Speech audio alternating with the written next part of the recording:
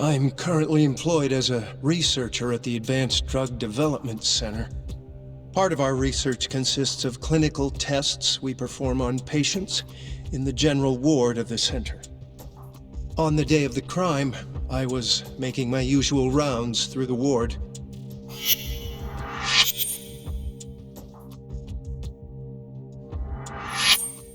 And what time was that? Around 7:50? You're sure? Yes, the patients eat breakfast at precisely 8 o'clock. I always head to the break room myself, right around then, too. This break room, to be precise? That's correct. Our more mobile patients walk there for breakfast instead of eating in their own rooms. Then, while the nurses help the patients eat, I ask about how they feel and how the medicine is treating them. And on the day of Waku-san's disappearance, you passed by his room before going to the break room? Yes. And in that room, you saw Waku-san lying on the bed? Yes. Can you describe the situation to us as you remember it? The door has a window, so you can see into the room from the hallway. And this is the room you're referring to, yes? That's correct. From where I was standing in the hallway, I could see Waku-san lying in bed. He was asleep, with a blanket covering most of his body. And what time was that? Around 7:50. No further questions.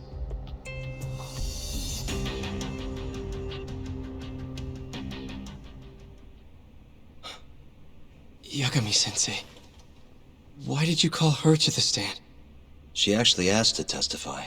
Is that a problem? Not really, no.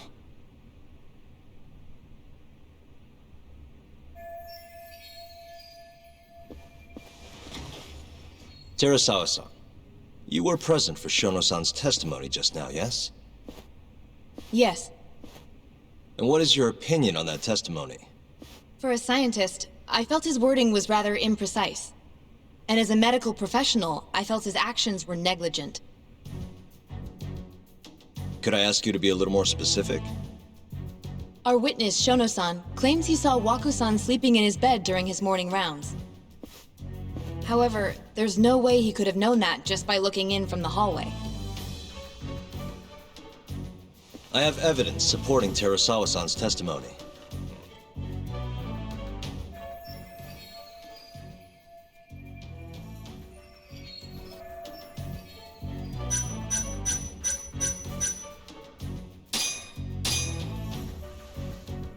Please look at this. It's a photograph of the victim's room as viewed from the hallway. In other words, this is what Shono-san would have seen when he checked in on Waku-san.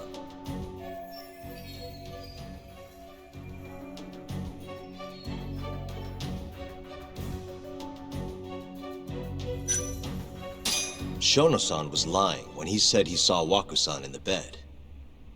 Excuse me? What he saw from the door was likely nothing more than a bulge of sheets. He couldn't have been able to identify it specifically as Waku-san. So to claim as much in his testimony seems like quite an exaggeration, don't you think? But common sense would dictate otherwise, would it not? Who would be in the bed other than Waku-san? The staff nurses are trained to always enter a room when checking in on a patient. In Waku-san's case, it's impossible to tell anything just by looking in from the hallway. There was actually one time a while back where we thought he was under the covers, only to find Waku-san eating in the break room a second later. And upon re-examining the room, we realized that we had mistaken a bunched-up pillow for Waku-san. The witness makes an important distinction. The prosecution asserts that Shono-san's testimony is clear, that the victim was taken out of his room at some point between 7:50 and 8:30 in the morning. They claim that because of this time frame, the defendant must have smuggled Waku-san's body out in his laundry bin.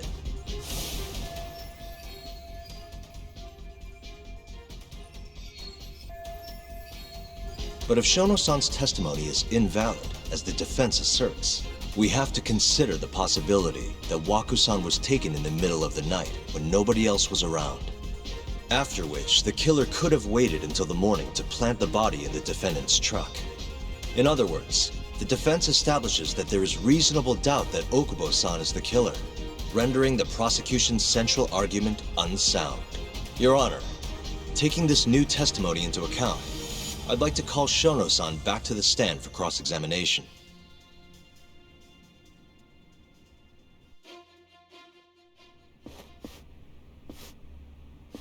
Shono-san. Yes?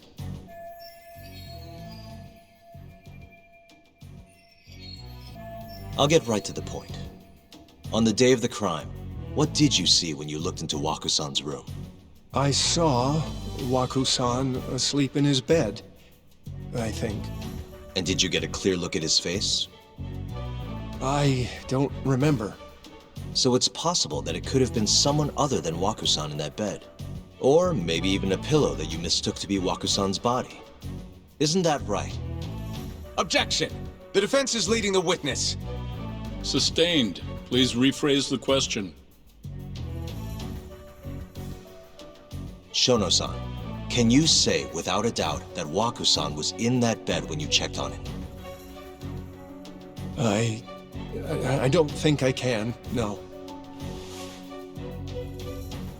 Then the defense rests. But I do have a quick remark for the prosecution. Huh?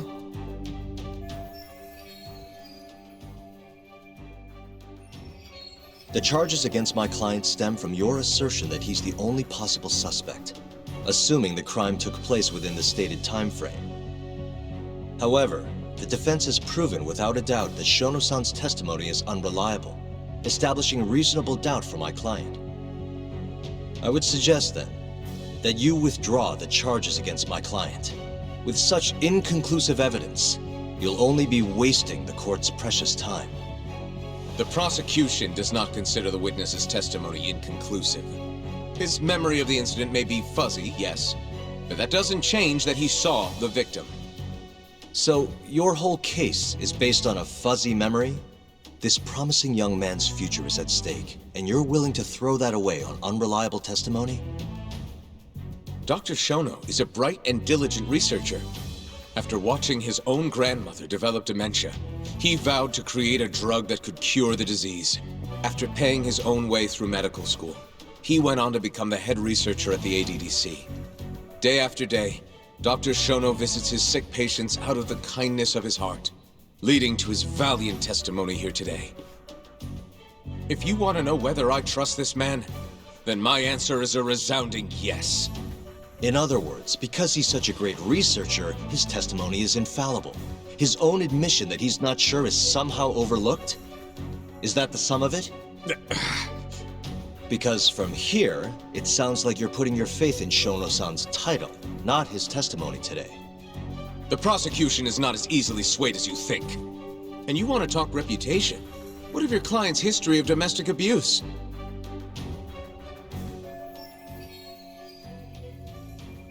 "6 years ago, the defendant broke his girlfriend's finger.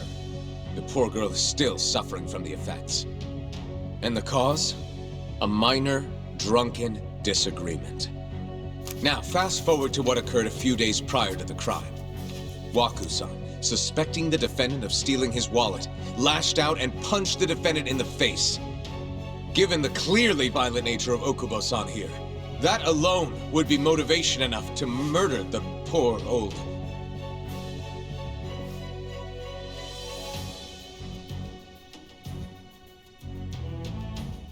Is something wrong, ma'am? Please remain seated while court is in session.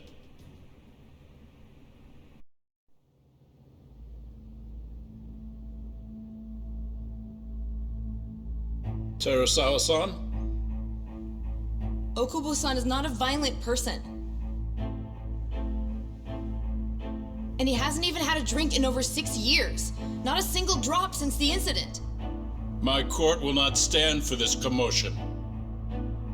He didn't blame Waku-san at all. He knew that the outburst was just caused by his dementia, that it was all the sickness's fault. So there was no reason for him to resort to murder. Terasawa-san, please. Okubo-san really is an incredible, caring person. Please leave this courtroom at once. You're right that he may be hard to approach, but he's a kind soul, and he always keeps his promises. Okubo-san's not the only person in this courtroom who would be affected by a guilty verdict, either.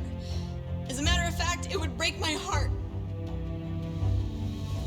And even through it all, he wanted me to keep this a secret, not to tell anyone, not even his lawyer, that we were dating.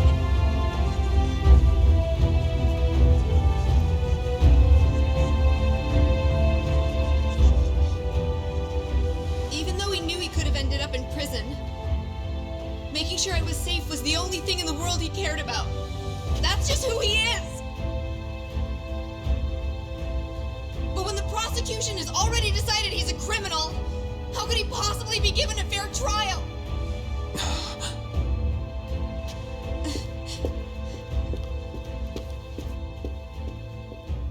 Her little outburst wasn't technically admissible, but as the trial dragged on, it hung over the jury like a stone. And in the end, Shinpei Okubo was found not guilty. But only a month after his release, everything changed. The same girl who had so bravely proclaimed Okubo's innocence died by the man's own hand.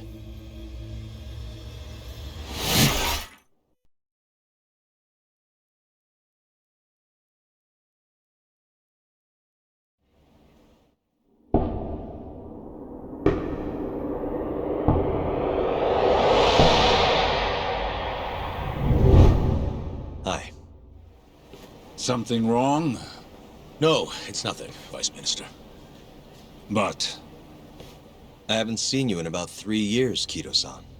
I see you're still the director. You look familiar, but I can't quite place the name. I seem to recall you looking sharper. I'm a detective based in Kamurocho now. The name's Yagami. Ah, I remember now. You're the reason Terasawa-kun's no longer with us. Remember, Shono? Okubo-san was unstoppable. If only my testimony had been better. Shono-san, right? Does it matter? What brings you here anyway? I'm investigating a murder, and I'll need your cooperation with it. Just like old times.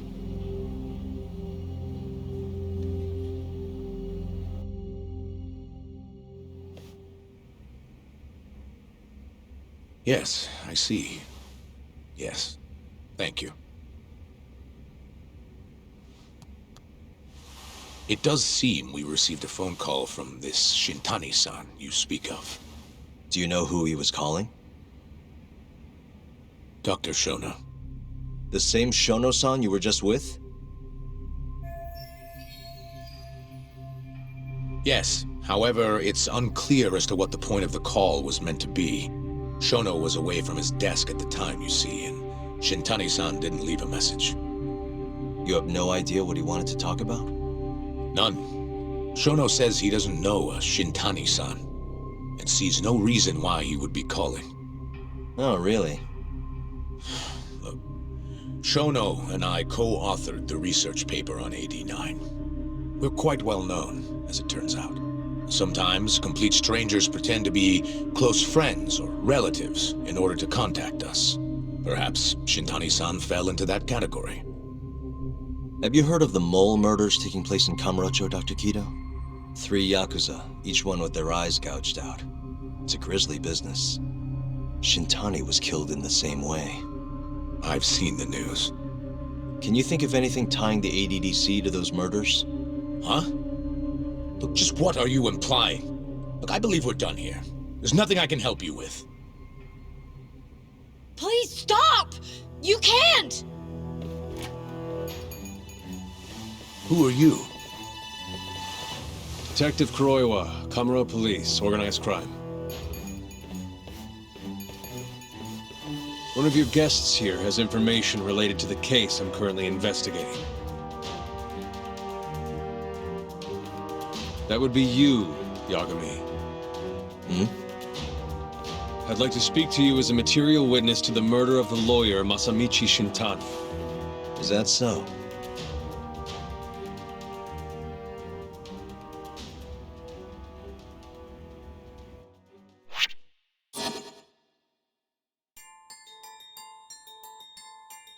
The mole's latest victim was the lawyer, Shintani. The last call he made brings the case that ruined Yagami 3 years ago back to the surface. A patient was taken from a hospital and found buried in the mountains. Yagami defended the suspect, Shinpei Okubo, and got an acquittal. But 1 month later, he murdered his girlfriend Emi Terasawa with a kitchen knife and burned the remains.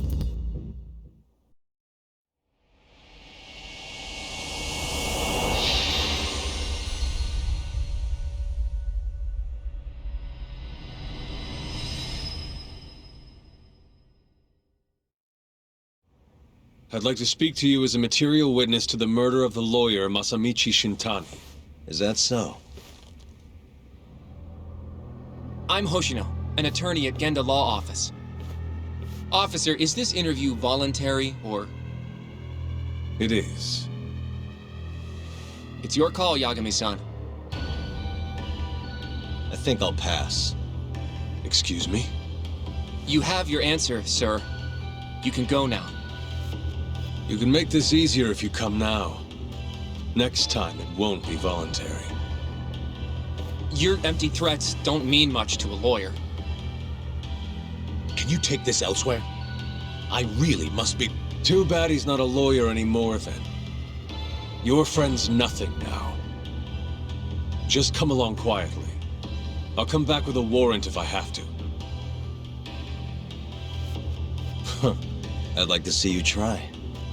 Why do you suspect me anyway? I bet you don't even have a reason. I can come up with a few good ones. Enough! Get the hell out of my office. You'll regret this, Yagami. Kuroyo-san.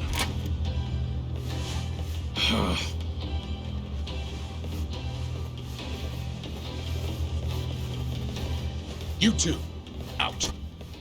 Before we go, can we speak to Shono-san for a sec? We need to know why Shintani called him. Listen, I already told you he doesn't know. Get it through your skull. Now, please leave. No problem. We'll let you get back to work.